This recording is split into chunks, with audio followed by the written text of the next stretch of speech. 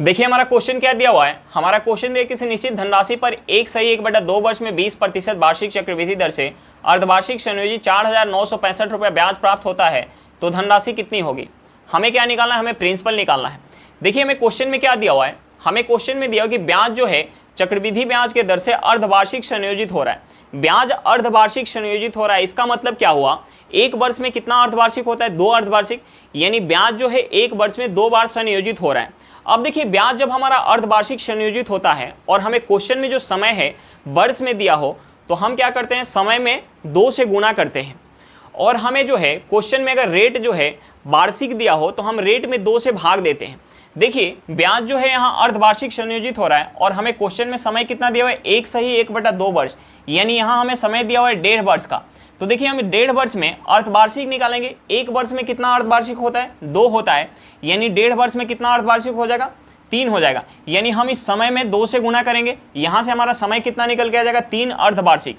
अब देखिए हमें क्वेश्चन में रेट क्या दिया हुआ है, 20% वार्षिक दिया हुआ है, तो हम रेट को भी अर्धवार्षिक करेंगे, यानी ब्याज हमारा अर्धवार्षिक संयोजित हो रहा है, तो यहाँ से रेट क्या हो जाएगा, हमारा 20% वार्षिक दिया हुआ है तो हमारा रेट हो जाएगा 10% अर्धवार्षिक।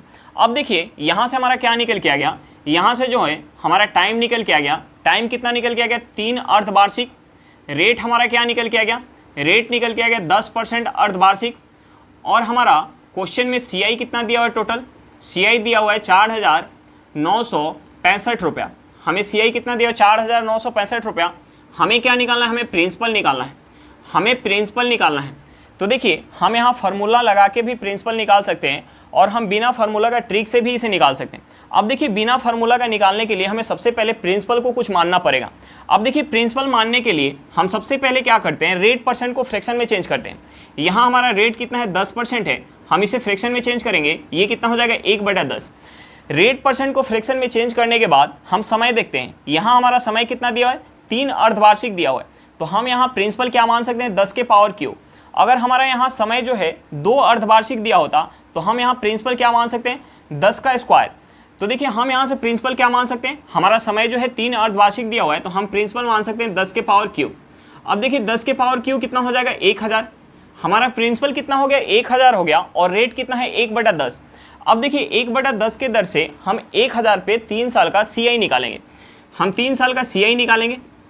अब देखिए जब हम CI निकालेंगे 3 साल का, तो पहले साल हमारा प्रिंसिपल कितना है, 1000 रुपया। 1000 पे 1/10 का दर से हम ब्याज निकालेंगे, ये कितना हो जाएगा, पहले साल हमें 100 रुपये का ब्याज मिल जाएगा। दूसरे साल हमें प्रिंसिपल के ऊपर तो 100 रुपये मिलेगा ही, प्लस का हमें क्या मिल जाएगा, जो पहले साल हमें ब्याज मिला है उस ब्याज के ऊपर भी ब्याज मिलेगा, यानी इस 100 का हम 1/10 निकालेंगे, कितना हो जाएगा, 10 हो जाएगा। अब देखिए तीसरे साल हमें प्रिंसिपल पे तो 100 रुपये मिलेगा ही, प्लस का हमें क्या मिलेगा, जो तीसरे साल से पहले हमें ब्याज मिल चुका है उस ब्याज के ऊपर भी ब्याज मिलेगा, यानी इस 100 रुपया और 10 रुपये पे भी हमें 1/10 के दर से ब्याज मिलेगा। अब देखिए 100 + 100 करेंगे, कितना हो जाएगा, 200। 200 का 1/10 निकालेंगे, कितना हो जाएगा, 20 हो जाएगा। यहाँ हम यहाँ टेबल पढ़ लें, 10 दूनी कितना हो गया, 20। अब बच क्या गया हमारा, ये 10 रुपया, यानी 10 का 1/10 निकालेंगे, ये कितना हो जाएगा, हमारा 1 हो जाएगा। यहाँ से हमारा टोटल CI कितना निकल के आ गया, यहाँ से हमारा टोटल जो CI निकल के आ जाएगा, 100 + 100 + 100 कितना हो गया, 300, और ये 20 + 10 कितना हो गया, 30, यानी 331। यहाँ से हमारा टोटल जो है CI कितना निकल के आ गया, CI टोटल निकल के आ गया 331 रुपया। लेकिन हमें क्वेश्चन में क्या दिया हुआ है, हमें क्वेश्चन में CI जो दिया हुआ है 4,965 रुपये दिया हुआ है।